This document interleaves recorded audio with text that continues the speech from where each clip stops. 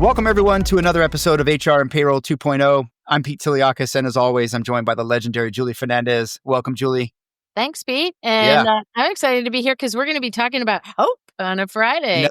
I know. I'm excited to have Marcus Mossberger. Marcus, welcome to the show. I'm excited to have you join us. Thanks, Pete. Yeah. So look, Julie, you want to do the honors? We always kind of get started by getting to know the guest. And in this case, we want to make sure the audience is familiar with you. So Julie, do the honors. Yeah, so we're recognizing a pattern here, Mark, but what we wonder actually intrinsically is, how did you get into this world of HR payroll, talent, all the stuff that you touch? How did you get in? And then what makes you stay? Yeah, honestly, it really started way back in the day in the 1990s. So I'm dating myself there, but I took a class my junior year of high school on psychology. And I loved it. And I knew immediately that's what I wanted to study. So I went to the University of Kansas. And my favorite class at KU was the psychology of hope. It was actually taught by Rick Snyder, who I didn't know at the time is like the godfather of hope. And I absolutely fell in love with it. I realized that hope should be at the base of Maslow's hierarchy of needs before food and water and air. Yeah. And then I decided, okay, I want to go into a profession where I can use this information that helps humanity in some way. And I decided that HR was it. So went back to school at Ottawa University and got a master's in HR and started my HR career. And I have loved every minute of it. And in the last 15 years or so, gosh, I'm dating myself again. we were all there, Mark. Yeah. Don't worry. I've really focused on HR technology. I really think that, especially today, the whole world is downstream of technology. Do you know what I mean? Like everything is being impacted by it, especially the world of work. Yeah. And I think the next decade's going to be absolutely fascinating. I think we will have no shortage of topics to talk about on our respective podcasts.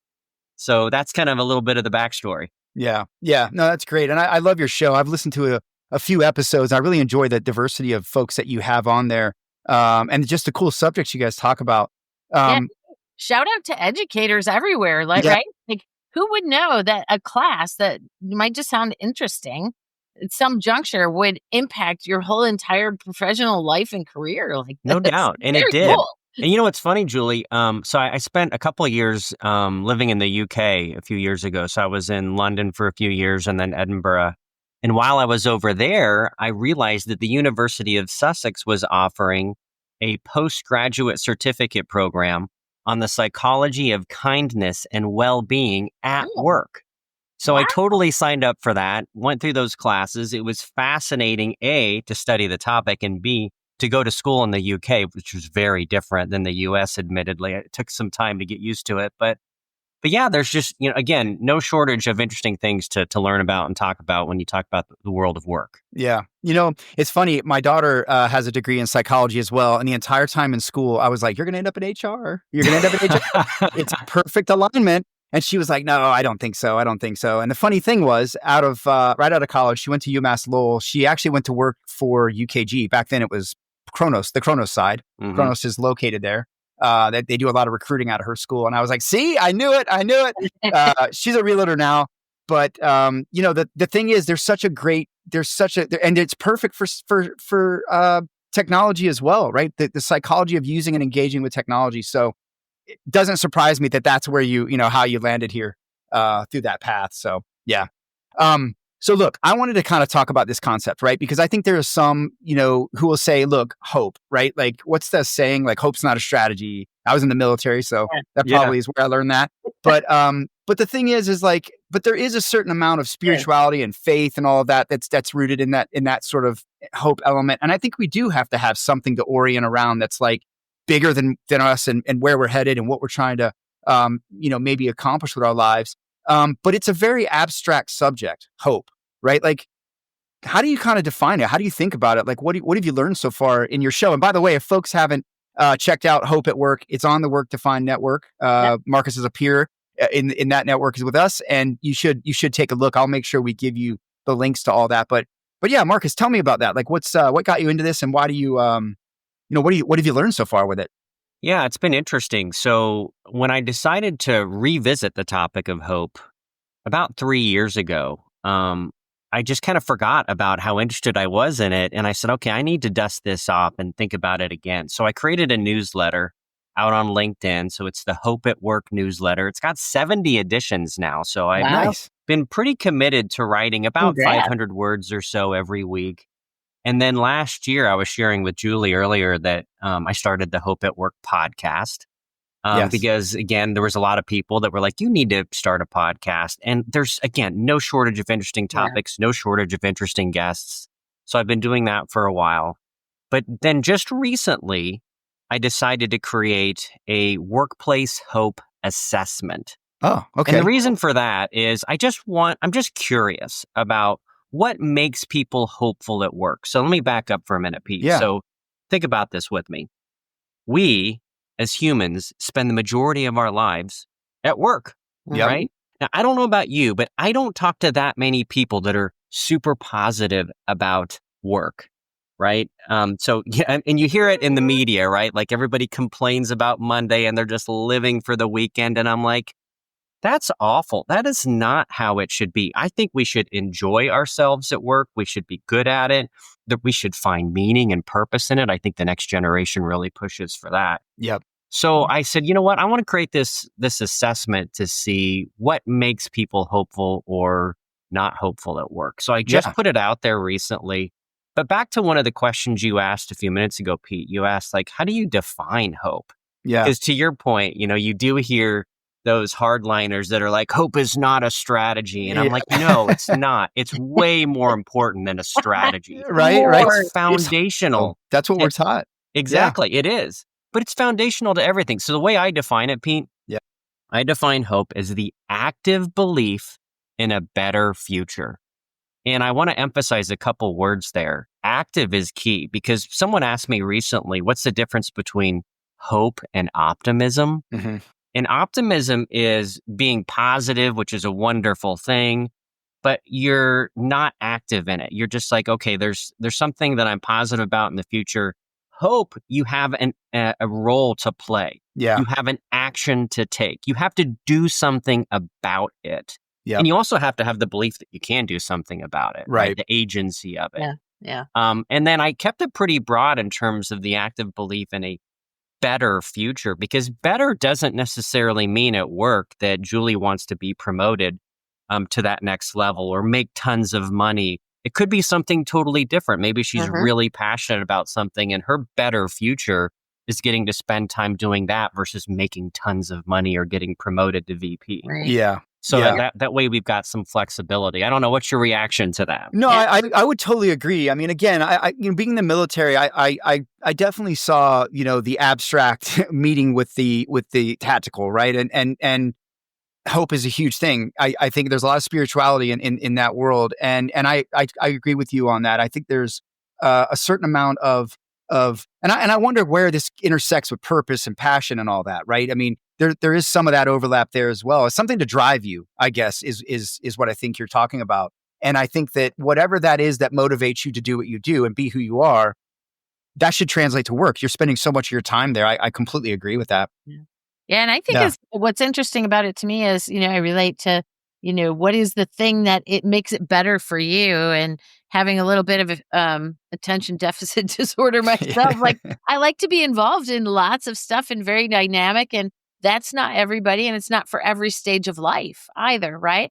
And Yeah. it's not for every generation. So there are elements of that I think really help people understand or relate to the different generations in the workforce, Yeah. or being a compassionate leader and inspiring trust and, authenticity and really just being in tune with what Yep. is that better for, everyone. Yeah. The one thing too that I've seen, and I try not to bring up the pandemic so much anymore. I think we've all kind of moved past that. But I think we also recognize that post-pandemic, I think a lot of us are a little bit more willing to acknowledge that the line between our personal lives and our professional lives may have moved a little bit during the pandemic. And we're a little bit more open to the idea of recognizing that we bring our whole selves to work.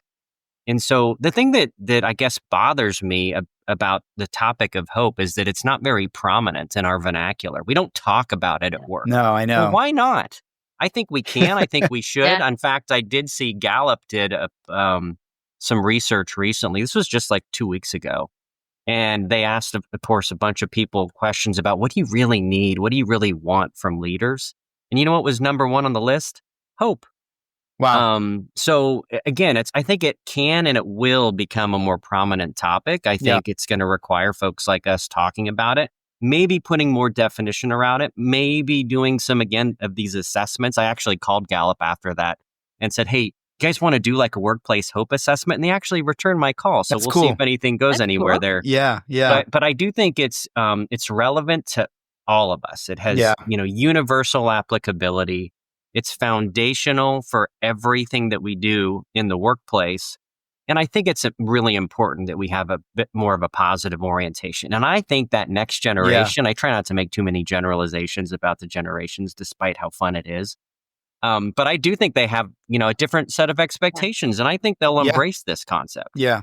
I think that's part of maybe part of the formula for the 5 generations in the workforce. We're all coming for some different motivator or lens of why we're at work. We all need money, obviously, but we're there for a different purpose and a reason. And I think that hope maybe is a compass to orient around as well, just like the purpose and getting people all on the same page. So It's a change agent too, because, even having transversed a few different stages where your focus changes and what is hope and what is better, I didn't anticipate probably any of them very well, as I was living the experience. And then when you get into the next phase or you're doing something different, it's like, whoa, like my whole lens has shifted. And just being familiar with that also gives you a little bit of a boost for being a change agent unto yourself, right? And getting your mindset wrapped around, hey, even I'm changing. My better has changed.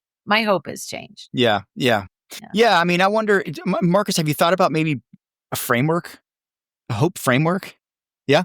Yes, definitely. And that's kind of it's funny. I've got a friend of mine that's been on my podcast that has decided to make trust his big thing. So he created his own organization called Trust Centric. He created a trust framework. Basically, trust is based on how much do you care, how competent are you, and how good are you at problem solving, right? Yep. So he created the framework and an assessment and then some interventions and some workshops. And so I'd love to emulate him. Yeah, we need it. We need it. We do.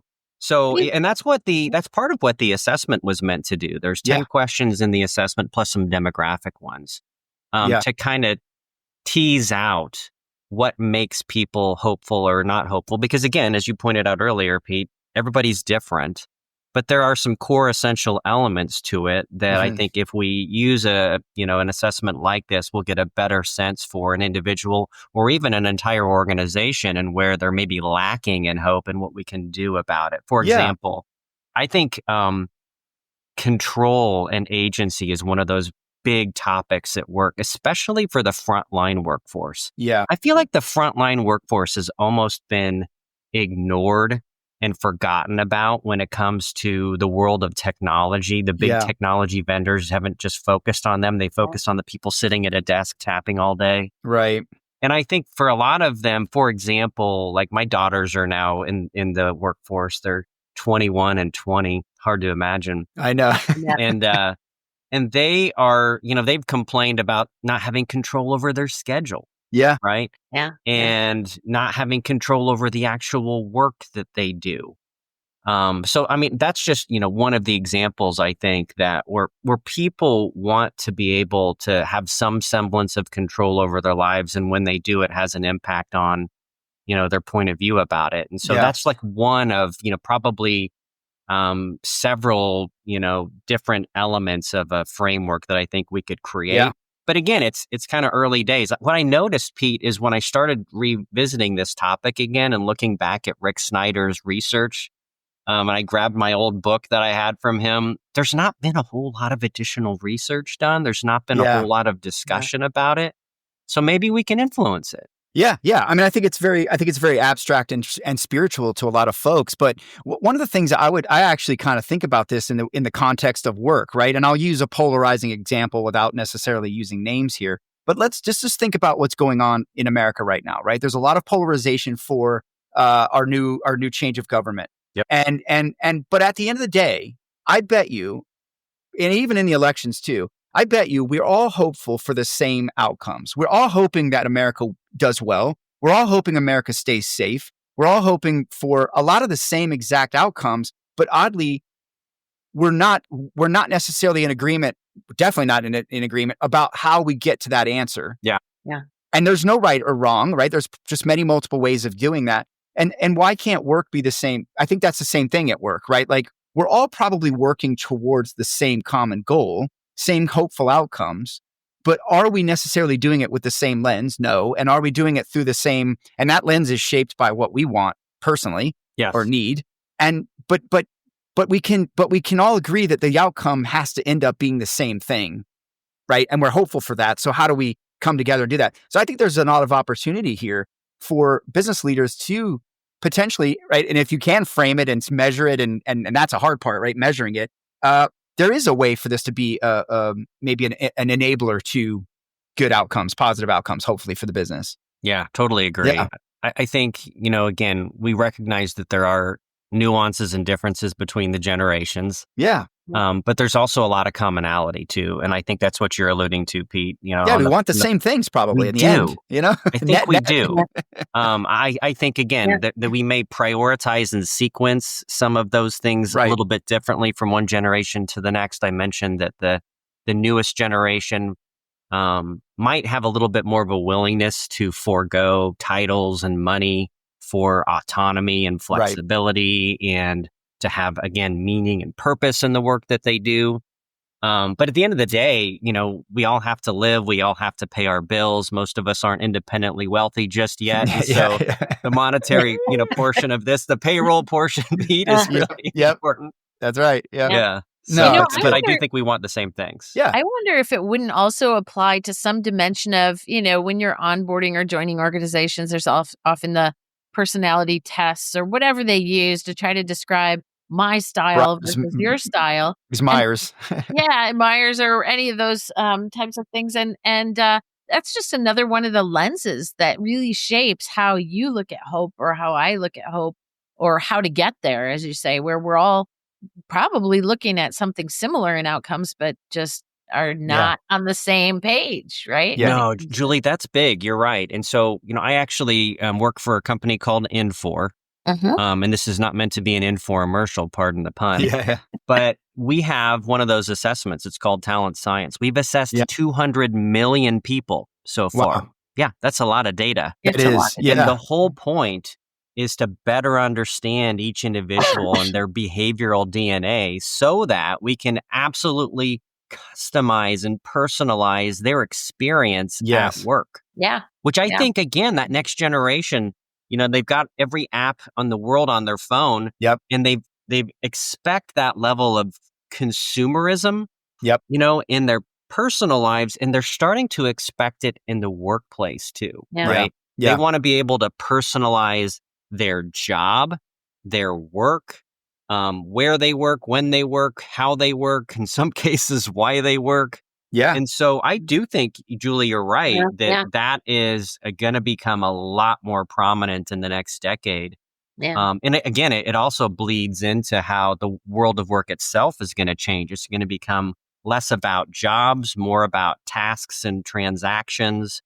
I don't know if you've read that Deloitte Human Capital Trends report. I think it was the 23 one that talked about the end of jobs, not meaning we're not going to have jobs, but saying we're going to stop hiring people for jobs and say, no, we're going to hire you, Julie, to do these 10 tasks. Yep. And then when you're done with that, we'll have you do some other stuff. So I think that's where things are going to get really interesting, because now you're seeing AI say, well, I can do 7 of those 10 tasks for you. Yes. Don't you want to do something different? And some people are like, yes, that sounds great. And other people are like, no, I already know how to do those 7 tasks. I don't want to do something different. Yeah.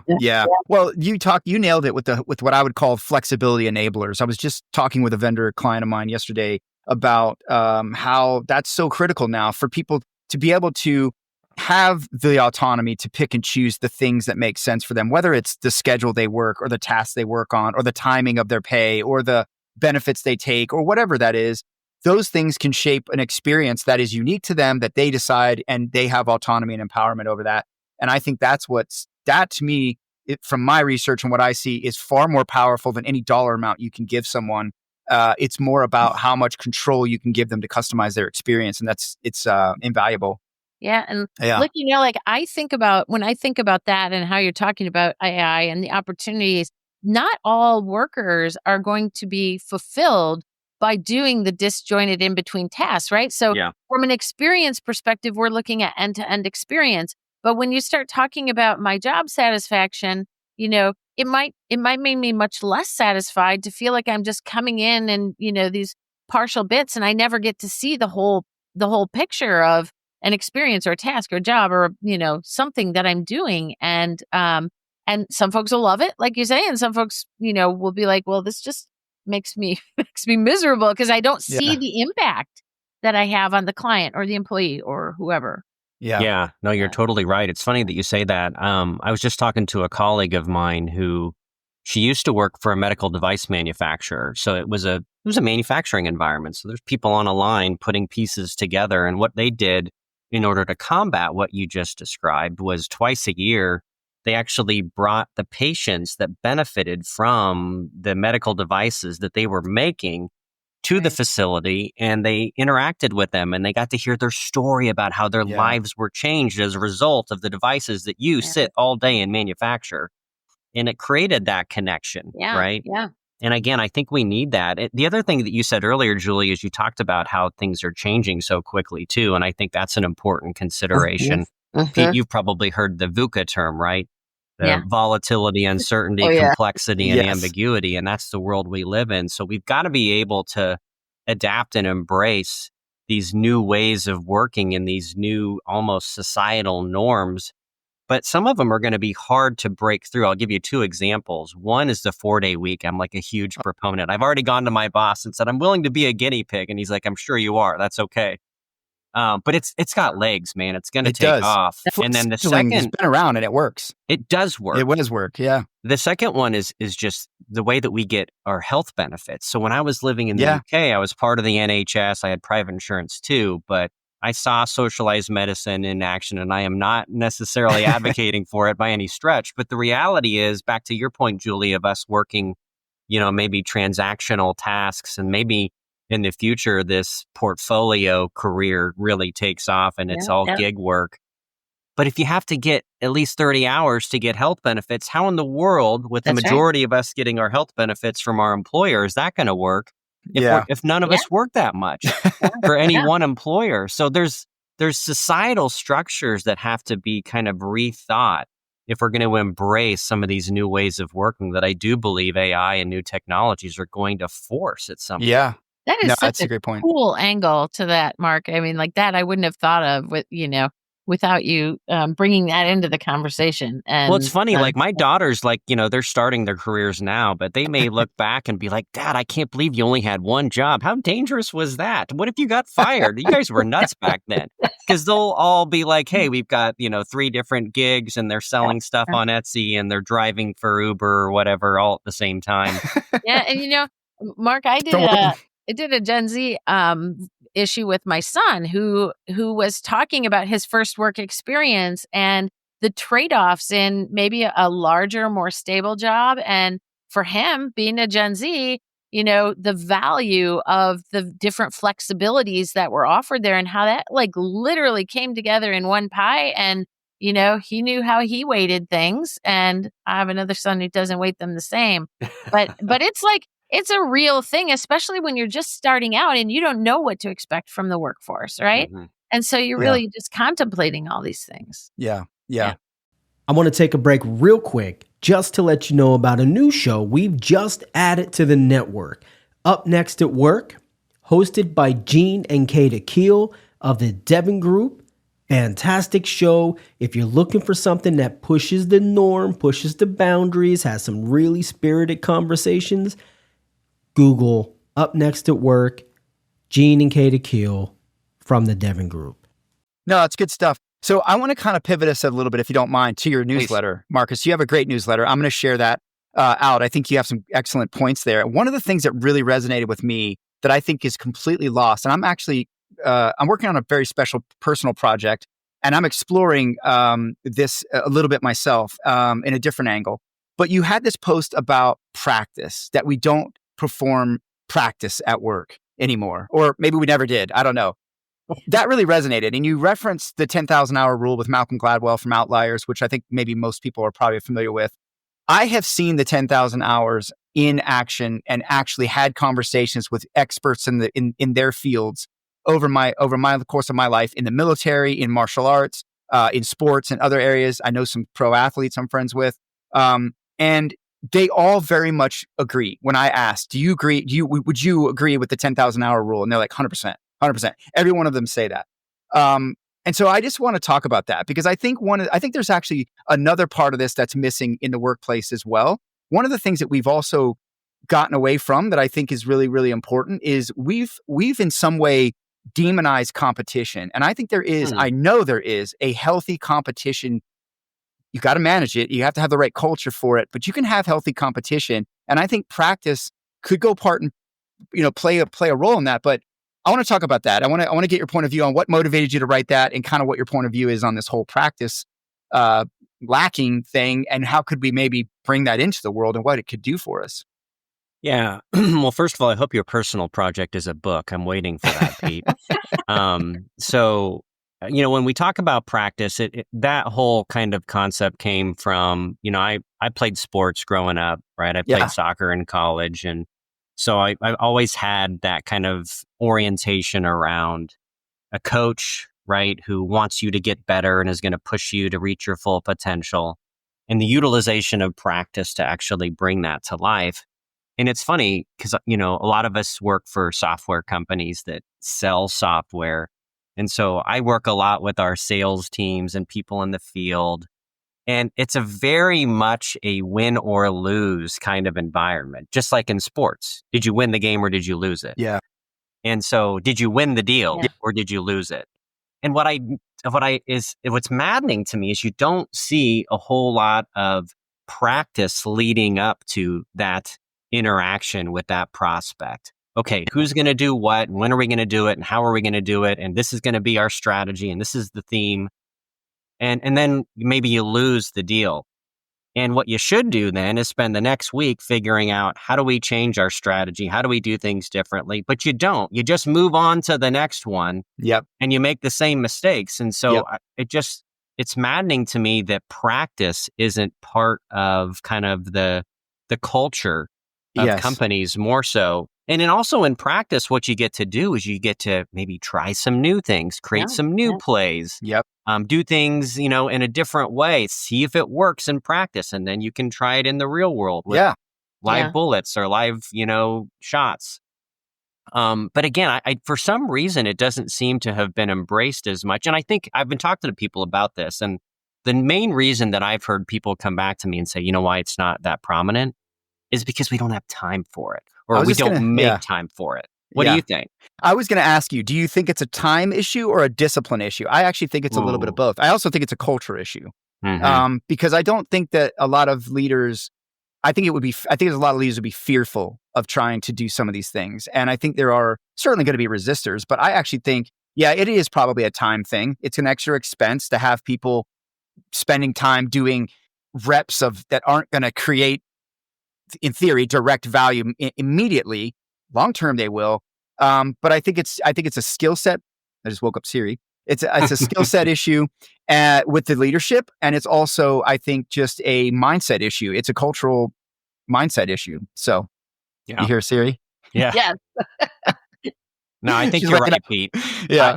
I think the main reason that people will point to is the time, right? And they're like, look, we don't have time to sit and practice every conversation that we're going to have with a client. Yeah. So you're going to have to make do.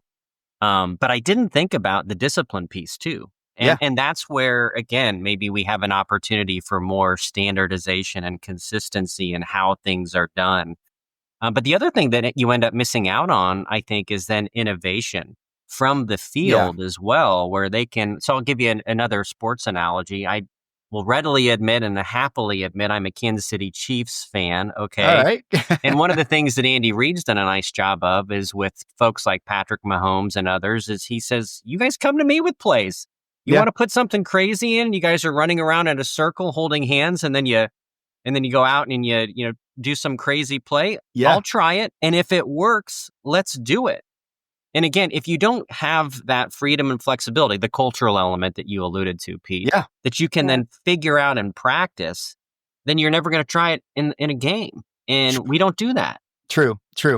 Yeah, go ahead, Julie. What this makes me think about is, kind of the trend from a skills and an internal mobility perspective in organizations, right? Where we're trying to find ways to invite exposure to different roles or different jobs. And I'm fairly certain in all of that is starting to now permeate into the workplace. There is no 10,000 hour threshold, right? Yeah. And it's a little bit like what we see, or what I observed with my kids, where they want to jump from thing to thing and they expect to be good at it right out of the gate. I think that's just part of being a child and growing up and becoming more mature. But when you start to do that then as an adult and, kind of encourage, that and don't match it with some threshold of materiality to be able to be good, like, do we risk squashing hope? Yeah. And having folks that are getting a lot of exposure to different things, but never enough time to put in to really know, like, am I good at that? Do I like it? Does it suck? Yeah. What do I do?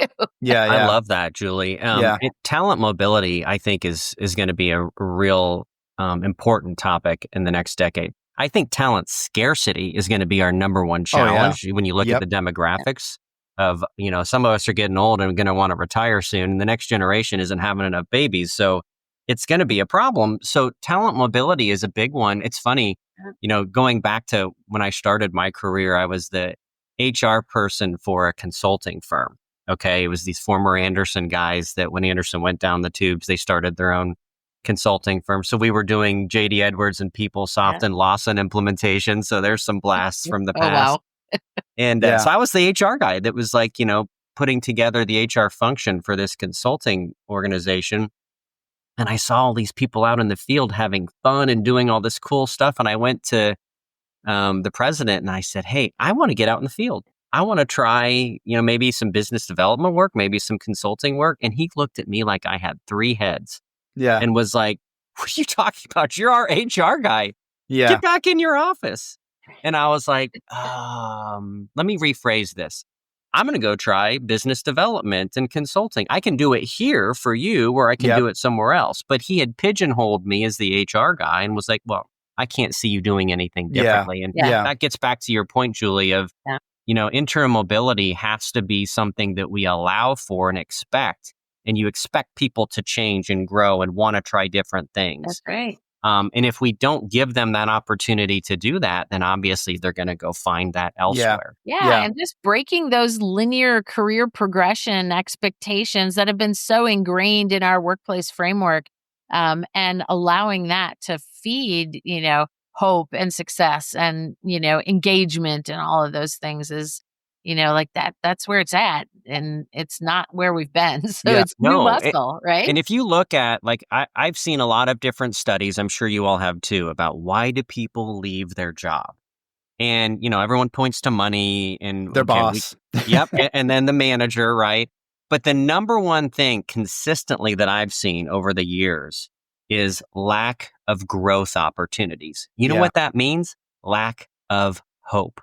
I don't feel like I have a better future here at this organization. So I'm going to go somewhere else. Look at the studies, man. I'm telling you, the majority of them point to, I need something to look forward to. I don't have that here. I'm going to go find it somewhere else. It makes me wonder if engagement surveys, right? Like where you said there's not a lot of research been done, but maybe obtusely, there's stuff that's been happening in engagement and all of that domain that hasn't been well linked to hope. It's been under the auspices of other words, growth, mobility, innovation, experiences. And at the core, maybe it all kind of, like channels back into these dimensions of hope. Yeah. Yeah. Yeah. I think one of the things too, back to this whole practice thing, having been in the military, I was very fortunate. I mean, I don't know if people know this, but like in the Marine Corps, we iterate everything and we do it ad nauseum, right? And it's not so much about perfection as it is operational excellence.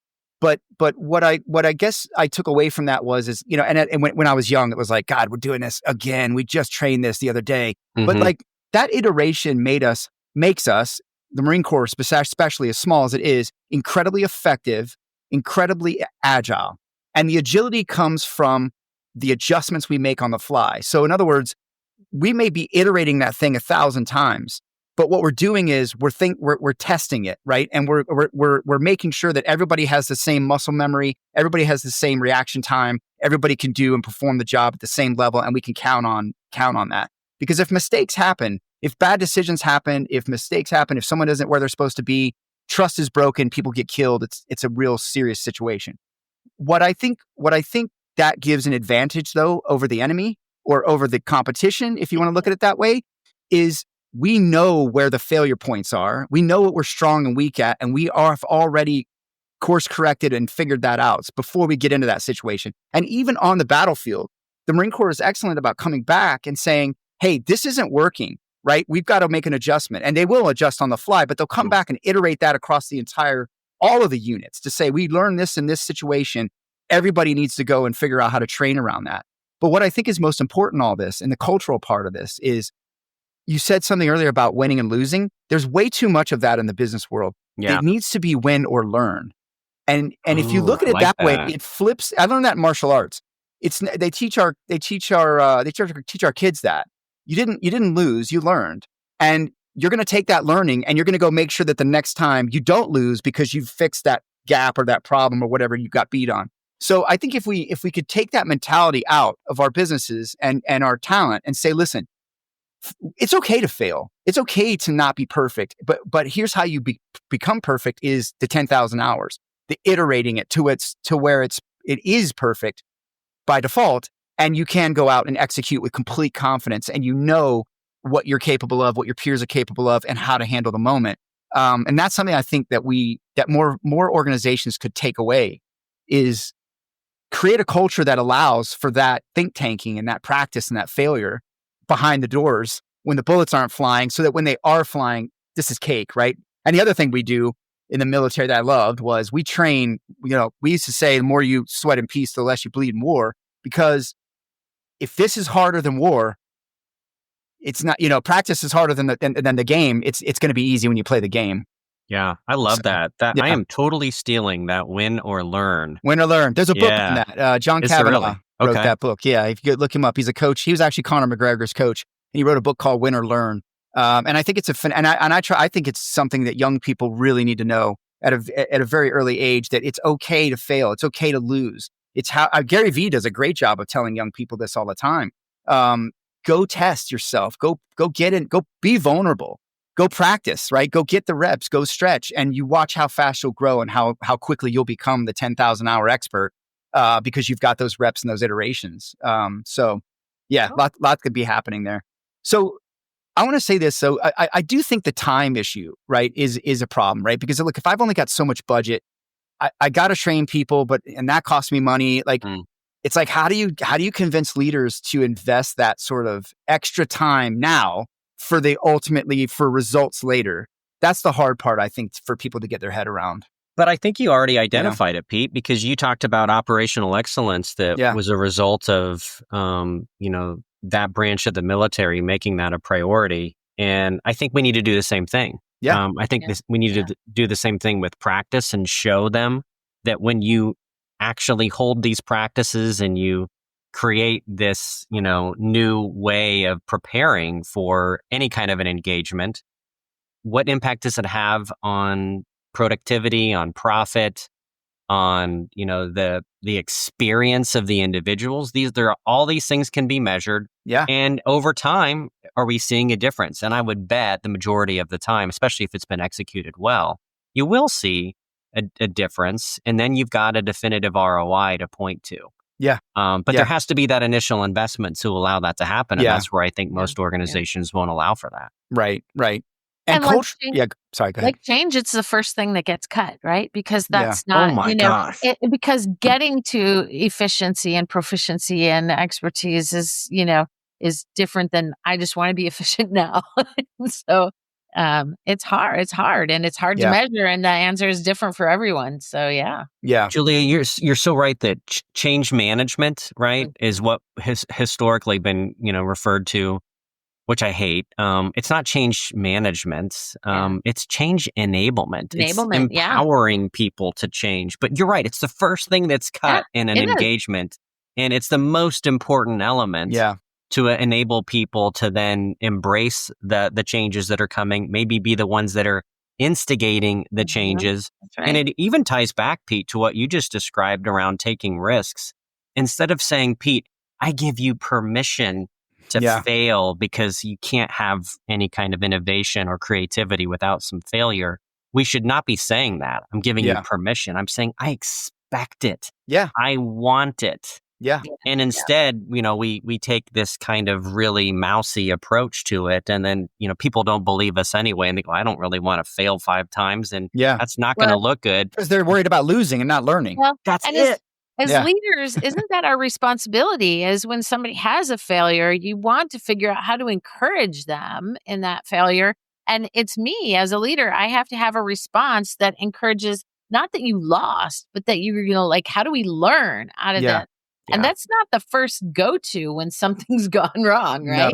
No. Yeah. And you know what? So I would also say culturally, there's a top down, but there's also a bottom up. And the bottom up part of this is the top down is you got to create the environment of the win or learn. You've got to create the practice environment, the iteration, the 10,000 hours, and give all those capabilities to people. But you've also got to recruit and retain and develop people that want to be taught and want to learn. Yeah. Because there's a lot of folks that don't think that they can learn anything because they already are experts.